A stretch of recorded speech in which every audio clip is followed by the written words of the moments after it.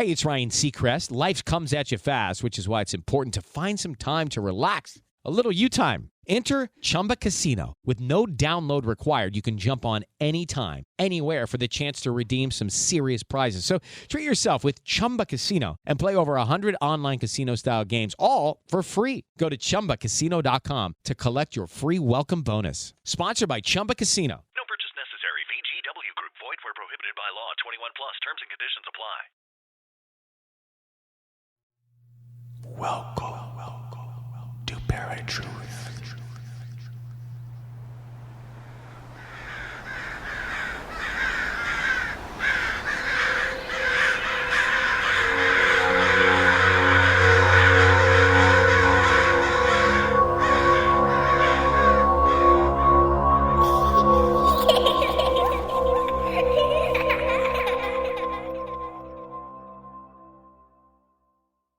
What's going on, ParaTruthers? Welcome to a brand new episode of ParaTruth Reborn. This is a pre-recorded show on 107.7 FM New Orleans, 105.3 FM on the West Coast, and United Public Radio Network. My name is Justin, and Eric is out again today. But today, I'm going to be bringing on Jay Bachochin. He is a family man in the state of Wisconsin. He has been on a solo quest searching for the Wisconsin Sasquatch in southeast Wisconsin since 2013. Jay has been featured on the Travel Channel's In Search of Monsters and also featured in the Small Town Monsters, the Bray Road Beast. He has filmed and produced 3 documentaries of his own in the Kettle Moraine Finding Jay in 2019 and Beyond the Kettle Finding Jay 2 in 2022. He has finished post-production on his 3rd film, The Kettle Connection Finding Jay 3, premiering at the PA Bigfoot Camping Adventure on August 22nd. And without further ado, I'm going to bring in Jay Bachochin. Jay, welcome to ParaTruth Reborn. How's it going? They're doing good, Justin. Thanks for having me on tonight. Appreciate it. Yeah, I'm excited because, Bigfoot has been one of those cryptids that have been speculated more than any other cryptid in cryptozoology and in the paranormal community even. So it'll be interesting to get your take on it. And I know you've done several documentaries of your own and have worked with other projects as well. So I feel you're probably one of the best to talk to about this since you've been doing it for quite a while. But before we get going, what kind of sparked your interest in doing Bigfoot research? Pure luck. Okay. Yeah. The reason why I'm going to say that is usually when you talk to people, they're always saying that how long they were interested in the topic. Now, I won't date myself, but I did see the Mysterious Monsters movie at the theater where I saw the Patterson Gimlin film for the first time. And even being that young, I looked at that and there was something inside me that was saying, it looked like a guy in a suit. Okay. Now that was way back then. So I always thought that, the Loch Ness Monster could be real, over there in good old Loch Ness. And I have seen some different type of, I'm going to call them UFOs even back in the 70s that, we didn't have the drones or the type of aircraft that we have today. So there was a lot of those things that I could believe. Even with ghosts. I mean, come on, when Ghostbusters came out, who didn't want to bust a ghost? Right. Or at least go out and look at that. And, so the next thing I've kind of had that always in my back pocket. And we started a paranormal group in 2006-ish, and then 2007. And we were just going out and investigating the ghost phenomenon. Because of it, because, Taps Ghost Hunters was on TV. Right. Again, I look at that, was that for entertainment purposes or is this reality? Is this real? And I wanted to go out and set to find the truth on that. That didn't just go out and debunk it, but really just go out there, get out in the field. This is of course, a long answer leading up to Bigfoot. Because, throughout that paranormal run, we'd be at conferences, and that's where I met Linda Godfrey back in 2011 at one. And, that was the Beast of Bray Road, which is literally a 15-minute drive from my driveway up to Elkhorn to Bray Road. And so I was really kind of focused on that with the team of just kind of that legend tripping, but, you're going out there to discover maybe there's something out there. But at the same time, if you've ever been to Bray Road, it's just a rural road, a lot of farmland, private farmer, the areas where you can't really get out because it's all private property. Let's just put it that way. It's a public road. You can go down and cruise it.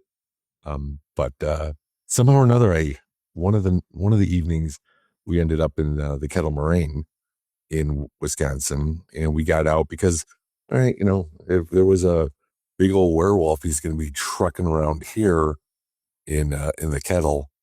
And that one night in 2013, I remember it vividly. I did capture a little bit of it, but we heard a call, the four of us, and we're all almost the same age, and we never heard anything like that. Now, that doesn't mean it was the Beast of Bray Road or anything like that, but Right. It was something that we wanted to go online to look at all the soundboards about indigenous animals, nocturnal and during the day, birds, animals, and they have just so many different calls, and we could not find this kind of like this vocal, and it almost sounded like literally a primate or a type of primate monkey, but yet a person as well. So again, at that point, I was like, it really didn't sound like a werewolf or anything like that, but it intrigued me to going back.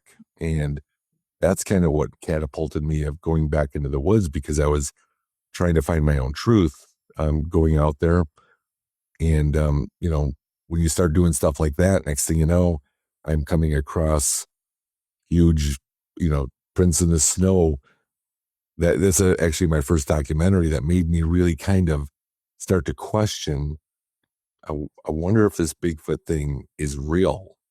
Mm-hmm. And that's kind of the long answer to what kind of got me into it. So I kind of, by luck, looking for a dog man, kind of stumbled, into a world of Bigfoot.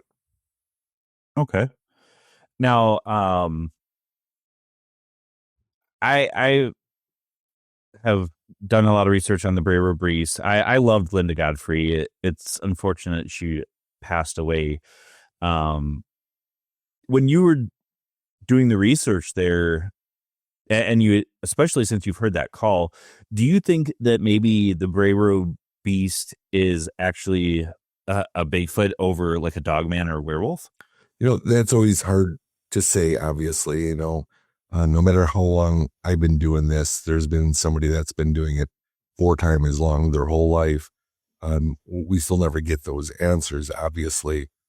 But the one thing that I always look at least with reports, is, especially befriending Linda Godfrey, and I was able to ask her things kind of off the cuff, kind of off the record. And these reports are so genuine that it's hard to make that up. But each one of these cases always seem to end in this fear, the utter fear, which is something different than people having a Bigfoot sighting. I think there is, fear in that as well, but this is a different type. So, with looking at something that's going to be, bipedal, standing on 2 legs like a man, just like a Bigfoot, but people are looking at these and saying no, but it looks like a dog standing up, or the closest thing they can say is werewolf. And so there's really no way to 100% say if they're related or if it's just a different phenomenon type cryptid. Personally, in my opinion, I don't think they're related in any way. I think they're their own breed of whatever they are, just like a Bigfoot. Nobody really knows what a Bigfoot is. Right. So that's kind of my take on both of that. All right. Well, I mean, again, like I said, this is one of those topics where it's been speculated over and over what Bigfoot is, if it's real. Has your view on the Bigfoot changed over the years since you've been doing this research? Oh yeah, 100%. When I first started doing this and found the footprints had little stones thrown at me from out of the kettle onto the ground with dead-on accuracy, hearing wood knocks, all those things were the classic Bigfoot type behavior, in my opinion, being out there, being the observer. Right. However, I've also seen something solid move almost as fast as if you were going to swat a fly. You're going to go swat a fly and you realize you didn't even hit it because it moved that fast. Right. And I saw something that was just right behind this one tree, and it was 100% solid to my eyes. And it was really hard to make out exactly what I was looking at, whether it was a head, a shoulder, a butt. I mean, who knows? But whatever it was auburn, and this was in February. So the auburn really, really stood out. And just as I looked over to it, because I saw slight movement, looked over to the right, and this thing went from solid to a blur within seconds. I mean, it was just like and I could actually see, I always called it the auburn blur after it moved. It was just gone that quick. So in my opinion now, it's kind of, I was looking for that, flesh and blood primate. Now there's all the different types of fields, in the Bigfoot. You've got the apers, which is just a flesh and blood primate we haven't caught up with. Of course, the woo, which kind of drives me nuts because it's kind of more of a, as soon as you're on the woo, you're kind of ousted out of this club. Right. And it really shouldn't be, because I think all these different fields kind of need each other. Oh, yeah. Yeah, more than anything. Definitely I need the science behind it. But, after viewing this and interviewing other people that have had encounters saying, they know what they saw, and then all of a sudden it just takes off faster than a blur, without me even saying it, it just seemed to be something that is, now I look at it still as flesh and blood. It is leaving its prints. It's, it's throwing, it's making itself known physically, but I think it has a, I'm going to say not paranormal, but a supernatural attribute that they have. And that, I guess it always goes back to the biblical times. I always say, look, I'm a follower of Christ. I read the Bible. Now people could say, well, Jay, men wrote that. You're reading whatever they're believing. That's my truth. That's my faith. And when I'm reading these stories, even out of Genesis, where Noah's son was 800 years old. No, that was just a typo, Jay. They're exaggerating. You really have to look at it this way. So then I'm saying, okay, so I have to pick and choose what fits my paradigm out here reading this and studying it. I always say, when Jesus said, I died for your sins, did he really mean that, or did I take that the wrong way? Oh no, that's what he meant. So you can't pick and choose out of the Bible. I think that's all truth to me. Okay. Mm-hmm. That's 100% to me. So when I'm out here now looking for said primate, and now it has this supernatural attribute, I'm like, hey, you know what? Jesus was supernatural, and with what he was able to do. And that just helps me, because I'm always saying I'm always thinking outside the box. I'm trying to find my truth. It'd be great to be just an armchair researcher or enthusiast and buy whatever somebody's saying. And honestly, that's the hardest part, because I could be the best, snake oilsman, this side of the Mississippi or the La Crosse River, but which I think people should take these words and, kind of take heed from what I'm saying is, without you being the observer, without you finding that, you really don't know what that truth is going to be. Mm. And that's kind of how my take has been on with the whole Bigfoot subject right now, is that it exists. I've actually had a sighting.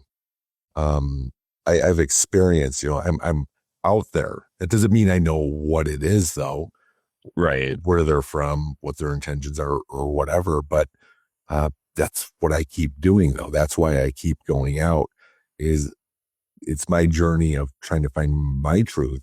It's great that there's sightings all over the United States and the world. And I don't want to say that's all white noise, but it's too much to where I can't compare what's happening in my neck of the woods, literally, what's going on with me versus what's going on with you, or from where you would have heard it if you heard it secondhand or third hand. So it's like I try to put on blinders and just focus on what's right here. But at the same time, I'm saying a lot of people have been out there, have been doing this for years and years and years, that they can run circles around me scientifically, circles, and which is great. I just have a different belief in what Bigfoot is today. Yeah.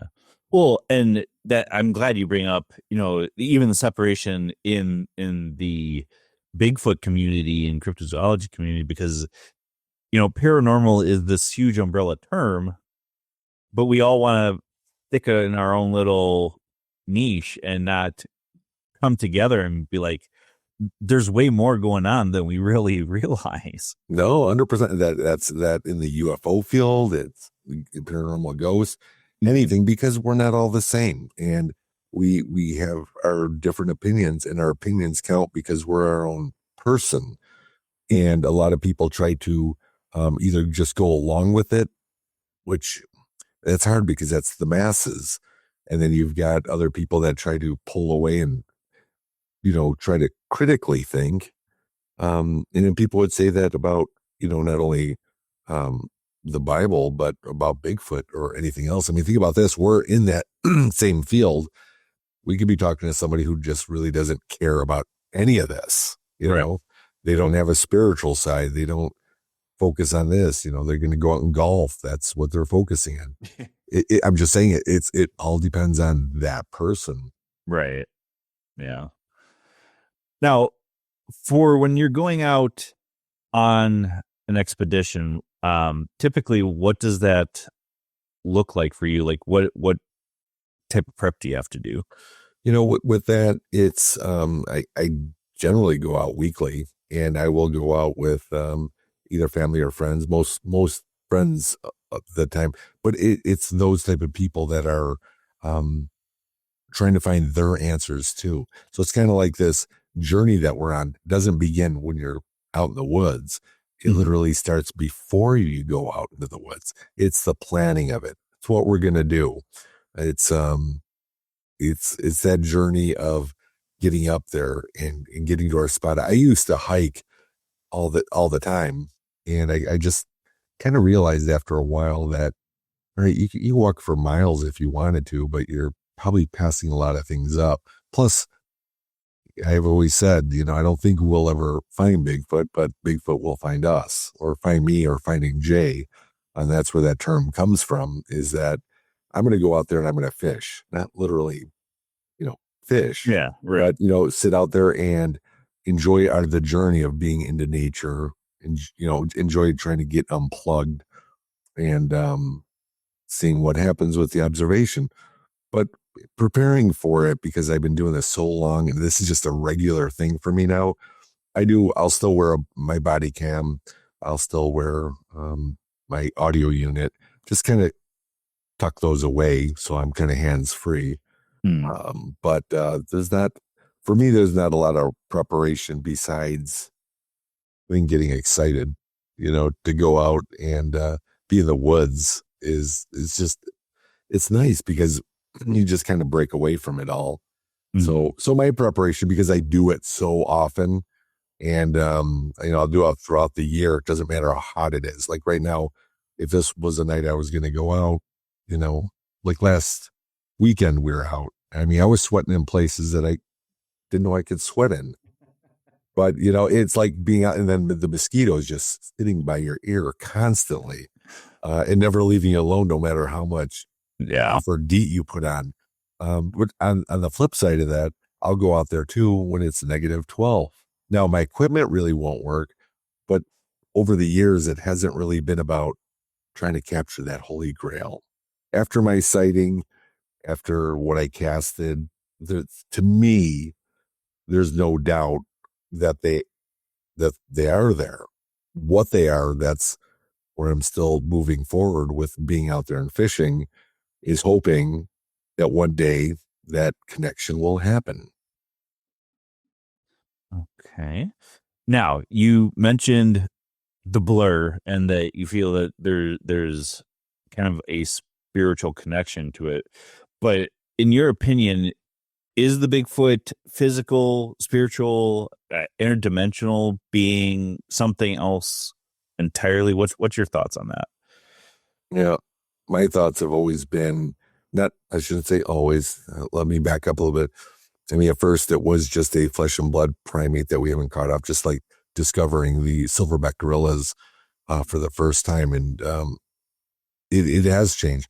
What do I think? This is me and only me, because of what my, as I was going to say, what my spirituality is, what my faith is, what I believe is they are 100% flesh and blood, but there's something more to them that this is the hard part, because I always say the Nephilim came down, they mated with some women on Earth, they had hybrids. Are these the offshoot of hybrids? We don't know, but I still think it's going to be kind of a physical, supernatural type part of it. It's the sighting that I had when I saw it just gliding, and I've heard that a lot in other reports, but I mean, literally that's what it was. And there was no smooth terrain back there, and the way it moved is, sometimes I think, is it even physically possible to be moving without moving? And these things look like they're almost levitating. And that sounds crazy because you find footprints. However, sometimes you find one footprint, sometimes you find a trackway, and they disappear into nothing. Nowhere for them to jump and climb somewhere else, nowhere to jump in water and swim away. They're just in the middle of nowhere.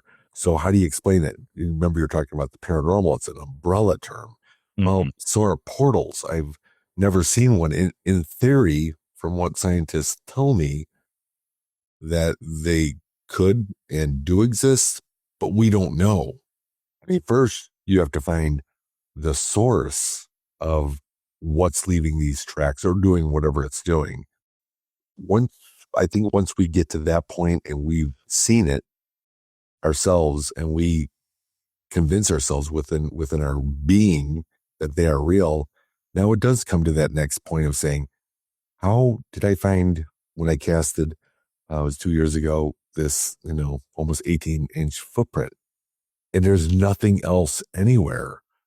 It's almost like it maybe jumped way off a tree, hit the ground, and then jumped again really high to get to another tree. And that's very possible. I mean, I don't know, but that always makes me think of the possibility that they can, I don't know, saying levitation on here is just nuts on. And I hear it, and I can hear people just cringing when I say it. But when I saw this move, I mean, literally it was moving with no effort or no bounce. And I know I was just back there, and it wasn't on a path or a road. It was the terrain. So can anything move that way without not being on the ground? Right. And maybe it could. Again, my speculation. I'm Wacky Jay from Wisconsin. So really what is it? But if you're going to ask me,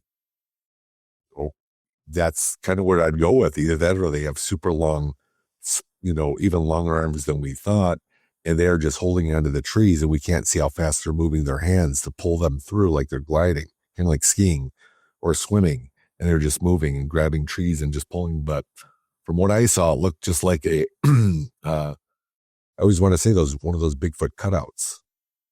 Okay. And it wasn't quite, the patty look, but it was definitely a head, a shoulders, and it moved through just, I'm watching this just like effortlessly, and it just goes through and it hits another little patch where I wouldn't be able to see it just for a second, but then still wide open through all these standing pines. But it just didn't, it came from nowhere and went nowhere, and it made no sense, but it was a gaspy moment for me. And I wasn't able to record it on my body cam because I wasn't going to wear a GoPro on my head. So if I turned my head, that's where I'd be looking. But my body cam's looking this way, and my head's to the right, because you're just kind of looking around. I don't move around like Frankenstein. And, but okay. So, it's like I missed that. I did have the audio capture of my reaction. I don't ever remember being that way prior to that or after that. It doesn't even sound like me when I'm watching, and I'm almost a little bit embarrassed because it's just, you could just hear the air going out of my lungs of just gasping. And I remember it was kind of an emotional, it was emotional right after that too. So I've been doing it for, since 2013. So you'd think that, the more you go out, the more you're going to see it, because if you're going out looking for Bigfoot, Jay, you are going to see it because your mind is going to matrix that together. That's what that is. So I'm kind of used to it. And it's been so long that took me from, I was leaving. We were actually out there for like 3.5 hours, and I'm turning around and wave into the woods. Hey, we'll see you guys at the next location next week. If you are, I'm just talking to them. You usually hear the raccoons laughing after I do that. And I was just getting ready to go, and sure enough, there it was. And it was just going from left to right. And I'll never forget it. It's in my head. People are like, okay, how close were you? And I'm like, at first I thought it was like a football field away, but it was a lot closer than that. It had to have been around after re-looking at footage and everything like that. I mean, it was probably maybe 60 yards, but here's the kicker. Even at 60 yards, I could see it was pure black, but I could see the detail of the head, shoulder, and the way it moved, and the arms and everything, or at least tucked in. And I can still remember that. And if that was at least 60 yards away, that it would have been pretty big for me to see all that detail. Right. Yeah. Right.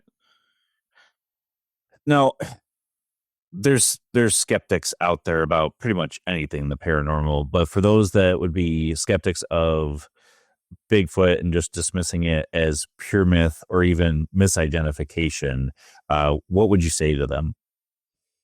They should be skeptical. That's okay.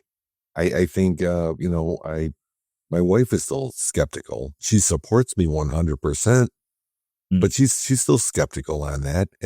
But that's okay, because it's one of those things to where if you want to find that, if you're interested, if you're really like, there is something like that, you should not sit here and try to listen to people, and believe it for what it is. But even that's it with the skeptic as well.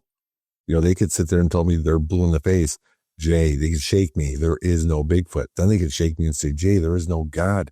Jesus never died for you. They can do that all they want. It's what's right here that's really is where I'm at right now. So to a skeptic, hey, I would say I 100% can relate to you of what your thoughts are on that. And if you don't believe they're there, that is your right. That is your truth that they're out there. If there's something burning you up a little bit inside to say, I really want to know, I'm just trying to deny it, then I always can encourage people, you should. It doesn't take a lot. It doesn't take a camera crew and everything to go out there. Just make sure you're safe. Make sure you hike with somebody, and just have a good time just being with friends or family and enjoying the woods. Of course, being safe is number one. Right. Now, it's a good thing you bring that up, because, I mean, there have been people that say that they've been attacked by either Dogman, Bigfoot. What are your kind of thoughts on those stories? Like on the attacks? Yeah.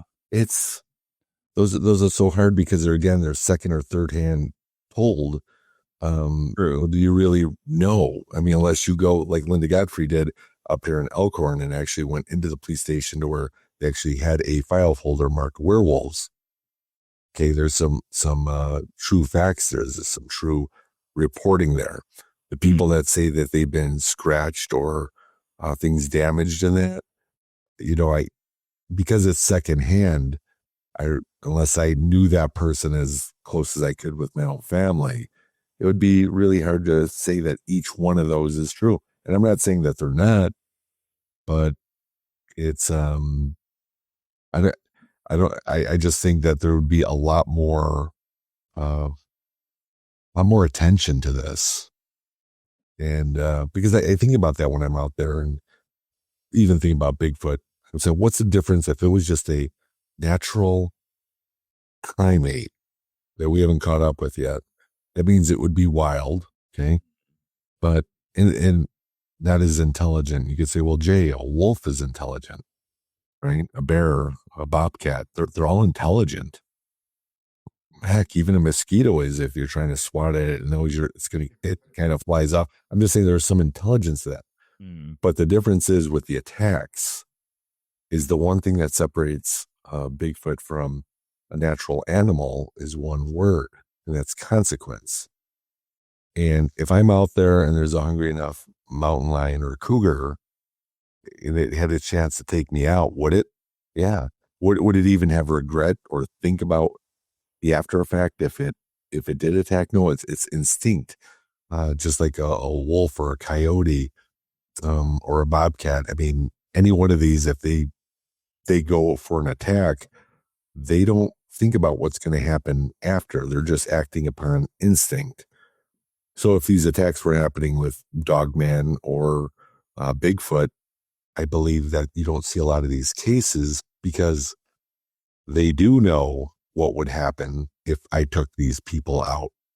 What's going to happen right away? You're just going to have a line search party that's going to, hit your area. It's going to disrupt your way of living.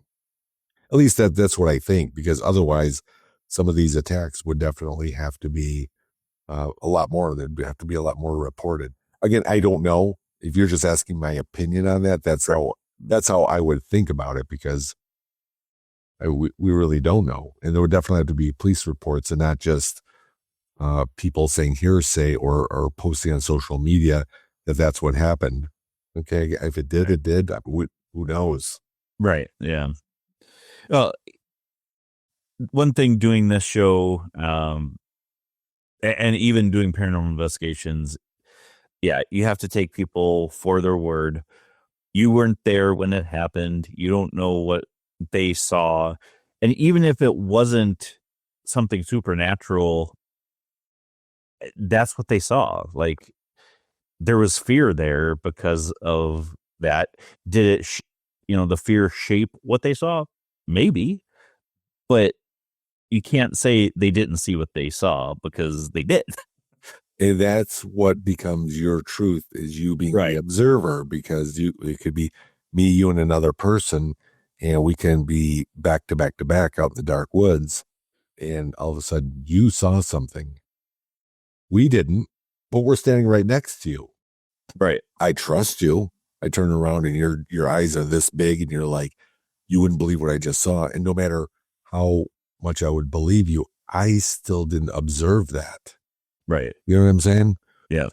And I believe that's how it is. A lot of times people will say, Jay, your eyes will play tricks for you. What you think, what your brain's going to be thinking, the adrenaline can make you think one way. I 100% agree with all of those, but there are times where there's things that are just unexplainable, no matter how you would look at it, because you believe it. It's not so much I'm just seeing a shadow standing there in the woods and going, aha, I see you.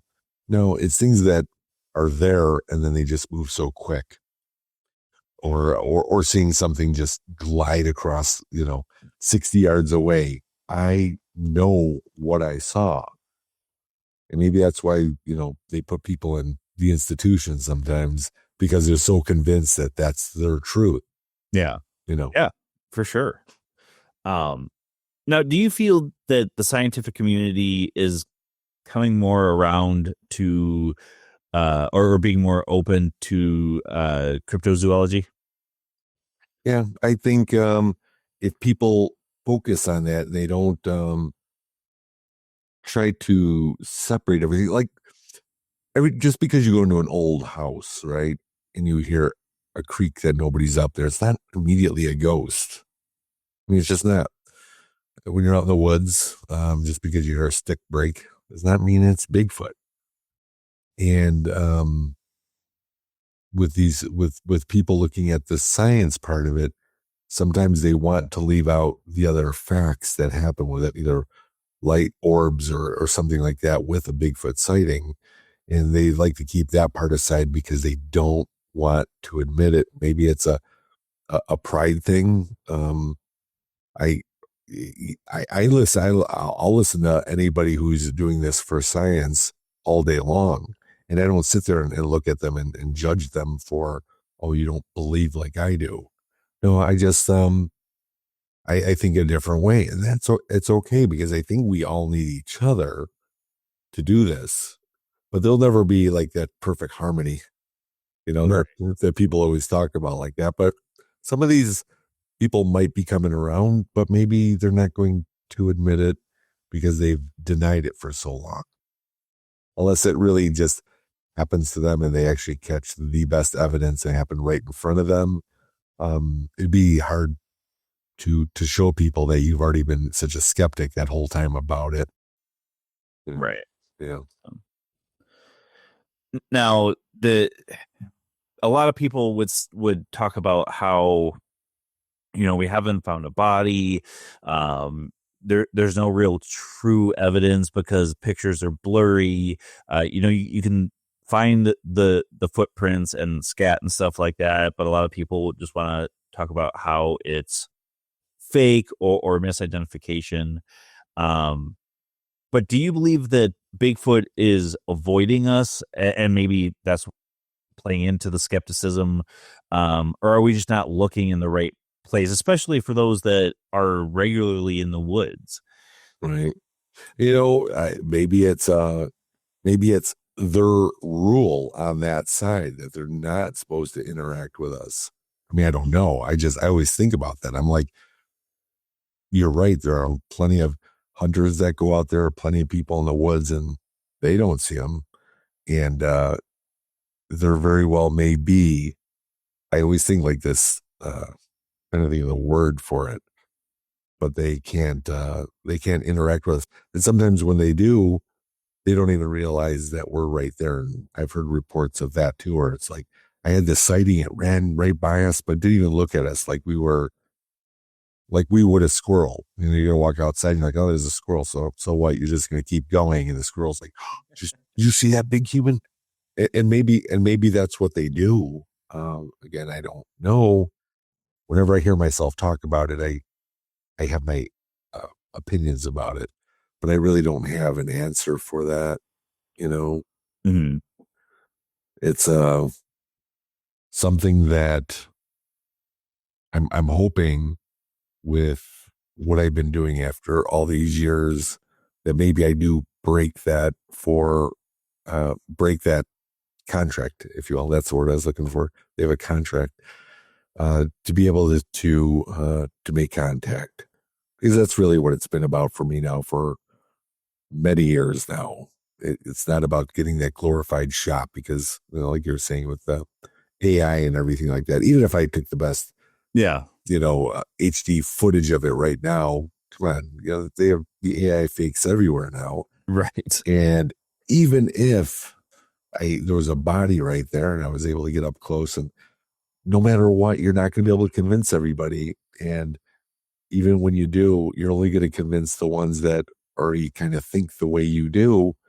So really, what is the purpose of trying to obtain that type of evidence? People say, well, Jay, you're being a hypocrite. You wear audio and video. I do that really kind of to come home to say, Hey, look, sweetie, look, you thought that I was joking about Bigfoot. Look at this, or listen to this. And with my kids who have been coming out with me since they were walking, and they just to be able to say, your dad's not crazy, your husband's not crazy, or to my family. But as far as the rest of the world, you're not going to be able to convince them. And I don't want to waste all my energy into doing that. No, yeah, 100%, because Eric and I have said it right here on this show. Even, Jesus could come back. It would be televised. Everything, and people would be like, "No, it's fake. Look, you could see the green screen behind him. Right. It's all fake." Hey, you know what? It would be like that on anything you watch. Yeah, right. Anything you watch on TV that starts with N and ends with S, you don't know. I'm just saying you don't know, and at that point, that's where you're gonna have to really kind of focus and your gut instinct. That discernment that you have. Who knows when Project Bluebeam will start? right. And I mean the technology that I believe we have, especially after watching Spider-Man No Way Home, was that the second one? I'm sorry, one of the Mysterio, where he had all the drones. Oh, and, yeah, and they were able to do projections and actually use to blow things up or whatever, and they could just make it look so real. And you wonder if that's what could happen around us here, or if technology is getting that much better, people will have, not a really shaky camera, but here's my phone, and look, there's a Bigfoot, and it's just all AI generated, right. and so there could be stuff on there now that you just kind of scroll right by because you're like, there's another fake, another fake, another fake, right. and all of a sudden it's like, hey, here's this guy Jay. And all I'm doing is trying to encourage people to go out and find their truth. That's it. I'm not trying to convince you that you have to believe anything that I have is what it is. I'm just the living proof of trying to go find it. That's it. Now, with doing all of this research, documentaries, doing talks, stuff like that, what's the most common misconception people have about your work? Well, people still, say that I'm out bigfooting or squatching. I never do that. I'm a hiker and I'm a truth seeker. So I'm kind of hiking and truth seeking while I'm out there.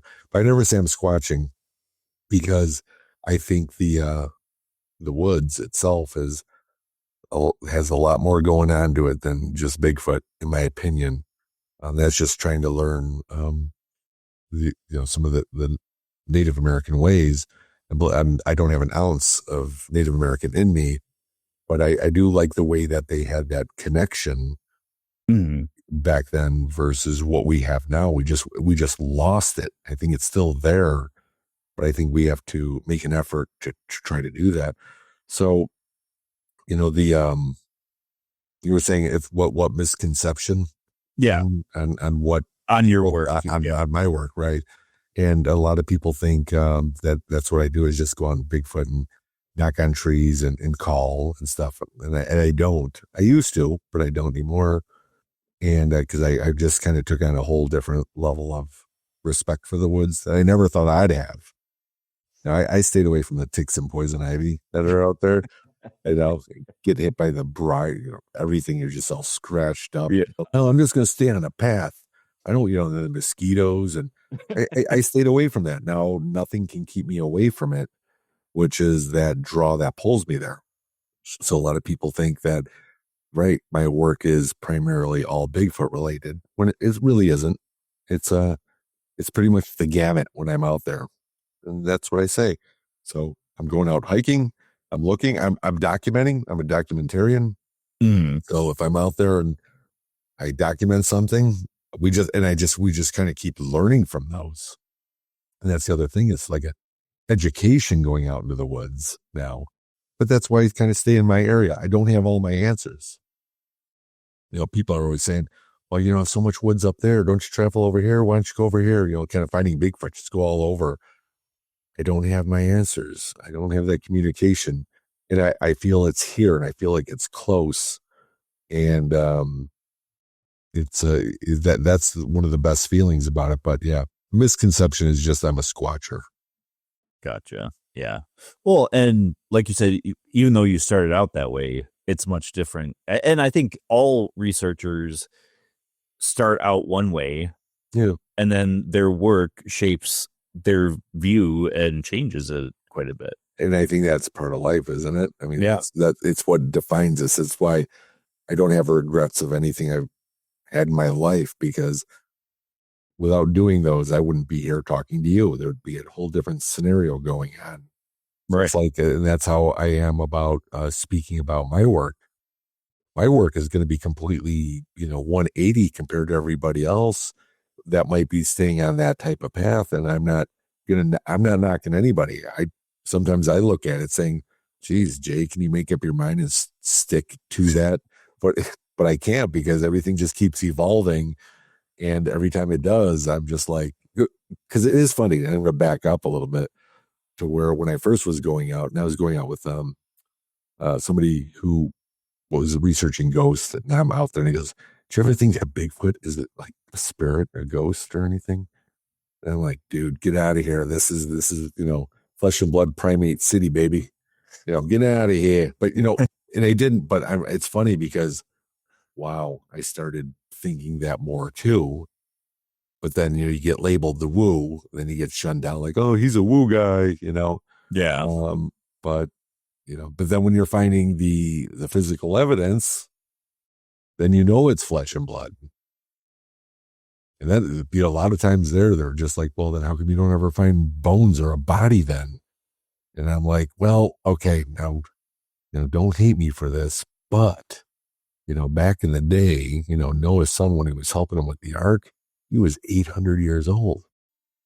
What if these almost have what that longevity was of how they had the days of the old? And not everybody, but it would answer a lot of questions of saying it would keep population control.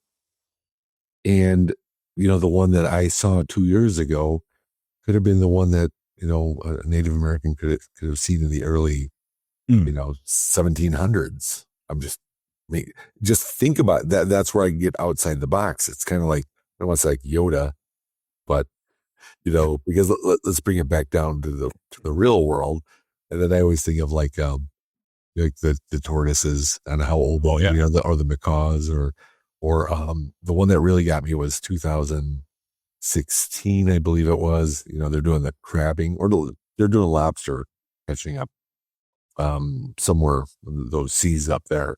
Okay. And they were bringing up one of their pods. And when they did, they noticed this one lobster that was just very unique looking compared to all the other ones. But, once they cleared it all out, they saw that they crushed that lobster. But it was such a unique looking thing. And it wasn't so much that it was unique. They actually did the autopsy on it, just because it was so unique. And they found out that was the same type of lobster they were catching, but was 400 years old. Wow. And again, now people say, okay, well, Jay, you keep going away from mammal because we have to compare Bigfoot to us because it's upright, it's hairy, stinks, doesn't brush its teeth. I'm just saying, that it's like that, but it does make you wonder, or it makes me wonder, what other things have a longer longevity than we think. It's really hard for me to say there's a Bigfoot out there, a juvenile, that Bigfoot there, he's probably 72. The juvenile, probably about 13 or 14. You don't know. Right. And again, I don't know either. So I don't want to make it sound like I'm putting anybody else down, but don't put my theory down either, because there's a very good chance that's why we don't see the bones or anything like that as well, even though they probably bury their dead. And, I've heard all that too, as the social part of it. But maybe that's why there's not a lot of them, in my opinion. Yeah. I mean, that's a very good point. I mean, I was just going to bring up the whole, turtles live for a very long time. There's been alligators, and yes, all of those are reptile, amphibious, whatever. Right. But who's to say that a quote unquote mammal couldn't be living that long? And the other part of it too is, to our knowledge, the big creatures that we know of today don't have that long of a life. However, but there's elephants that are living at least 100 years, maybe a little bit longer. Right. So, right. No, I mean, it's a good way to think outside the box that way, because it's like none of us are right and none of us are wrong. It's just opinion that labels you. And that's how come I never get in a pissing contest with anybody, because it's like, you can sit there and argue till you're blue in the face. You believe what you believe, and that's okay. That's discernment. That's you trying to find your truth. And even when we find that truth, then next, there's going to be a billion more questions to get to that final, and we may never get there. So then I always say, you know what? Then just step back, take a look around, smell the roses, enjoy your journey.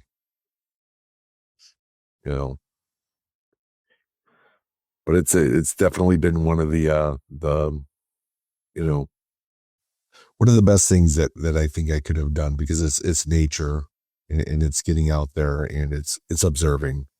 You have to be the observer and not observe somebody else's secondhand story or thirdhand story. Again, I'm talking about my own documentaries. That's great that people want to watch it. That's good. But I don't want people to forget that they need to be the observer to really believe what this could be to them. Okay. Now, do you think that TV and movies is helping or hurting the search for Bigfoot, whether it's, the fictional or non-fictional? It's weird, and it's weird because there's a lot of people that ask me. I don't even watch my own documentary. I just kind of live it, put it together, then put it out. But when things are on TV, you kind of, well, I guess it kind of helps because, it gives you that little bit of the inspiration, from the shows of how they do it. I can do that too.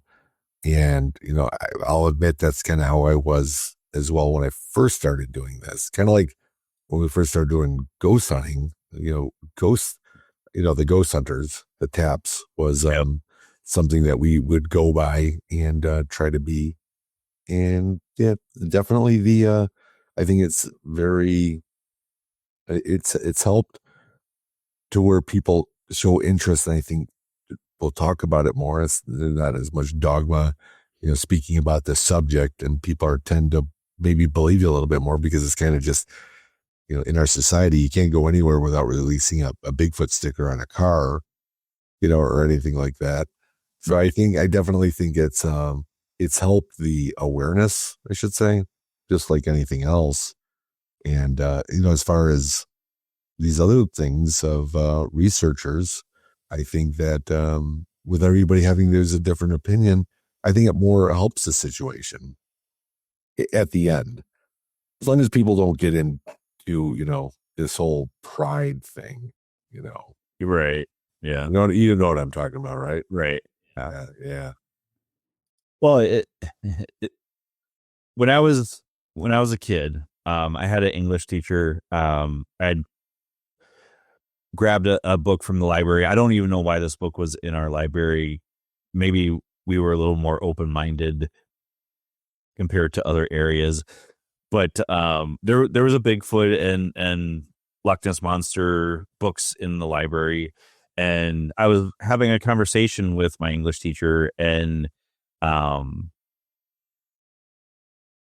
he's like, well, just because a book says it's real, that doesn't make it real. And that actually, as much as I was like upset about it when he had said it, he was really trying to open my eyes and be like, okay, yes, maybe it is real, but it's okay to have some skepticism and not believe everything you see or read. Exactly. But that's our society. You think about that, you tell a lie so many times it becomes truth. Mm-hmm. And then that truth becomes the way we live. I mean, there's really no way of digging back to it. So I completely agree. Whether it's a book that somebody puts out going, wow, I believe that. Oh, step aside there. Maybe it's not right. Same thing with anything that we see, like I said, on TV. It does bring awareness to it, but it's 100% true. You know, you can shake your head and go, it could be or it couldn't be. All right, that's good. Every documentary that I put out, same thing. You could look at it, take it for what it's worth. And that's how come, you know, when it comes down to it, I'm glad that teacher told you that, you know, that gave you that, not everything that you read is real. I like that, you know, to kind of help you set you on your path that you're on today. Yeah. Like I said, I was upset at the time just because it's like one of those things, like somebody's questioning you and you're like, well, how could you not? Like somebody wrote a book about it, but it really was like, no, you're right. I shouldn't believe everything I see on TV or read in a book. And you know, the good thing was that he told you not to not believe it. Just right. I mean, think about it. It was more to make you think about what you're reading to see if that's real or not. That's right. That's again, seed the plant. Right. Yeah. Absolutely. All right. We are getting close to the end of the show, so I want to give you the chance to tell everybody where they can find you, find the work. The mic's all yours. All right. Well, the way to find Jay is to find Jay. Come on. I had to throw that little pun in there. You've definitely find me on my website, jaybachochin.com. There you'll also be able to find me on social media, just one of them, Facebook. I used to have all of them, just Facebook. On my website, though, feel free to peruse the the different evidence that I believe, the trace evidence, I should say, that's up there. And also, I do have a storefront where you can purchase any of my movies. And actually, my third movie, The Kettle Connection, is Finding Jay 3, is premiering August 22nd this year down in PA Bigfoot Camping Adventure in Pennsylvania. It will be available on my website on September 1st. So thank you so much for having me on here tonight. And I definitely appreciate the giving me the stage to make me babble, because I do babble a lot. Well, there is nothing wrong with that. It's important for us to get information like this out. I thank you for coming on as well, because it's, again, one of the topics that both Eric and I were on the fence on what Bigfoot is, if it's even real. Unfortunately, we haven't been out there in the field to do, cryptid research. We've done ghost hunting till we're blue in the face, and I think he and I would be ecstatic to go out on an expedition at some point. Yeah, I'll tell you what, if you're ever here in Wisconsin, I'll get you out there. That'd be awesome. We don't do legend tripping here. We do J tripping. And I don't mean that I would trip anybody, to see who gets away first or anything. But, it's true. I started out just like you, just doing the paranormal investigating. And sooner or later, I just kind of shifted. Doesn't mean I don't believe in the ghost thing or anything anymore, but there's something about the woods and the tangibility that's out there that's really drawn me in, Oh, for sure. Yeah. So definitely look me up. Sounds good. I'm going to put you in limbo for a second so I can close out. So hang on there with me, and then I'll be back with you in just a minute. All right. Thanks. All right, folks.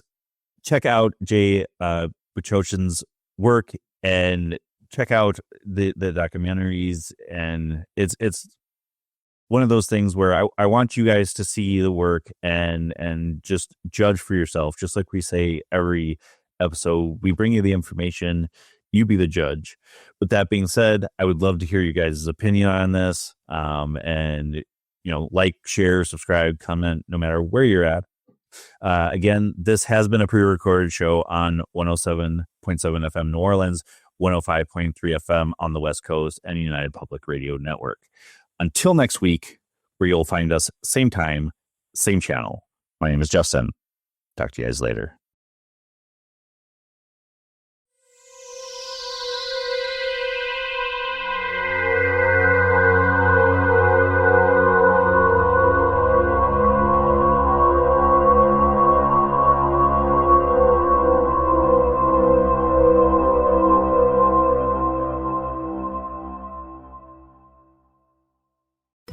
it is Ryan, and I was on a flight the other day playing one of my favorite social spin slot games on ChumbaCasino.com. I looked over at the person sitting next to me, and you know what they were doing? They were also playing Chumba Casino. Everybody's loving having fun with it. Chumba Casino is home to hundreds of casino-style games that you can play for free anytime, anywhere. So sign up now at ChumbaCasino.com to claim your free welcome bonus. That's ChumbaCasino.com and live the Chumba life. Sponsored by Chumba Casino. No purchase necessary. VGW Group. Void where prohibited by law. 21 plus. Terms and conditions apply.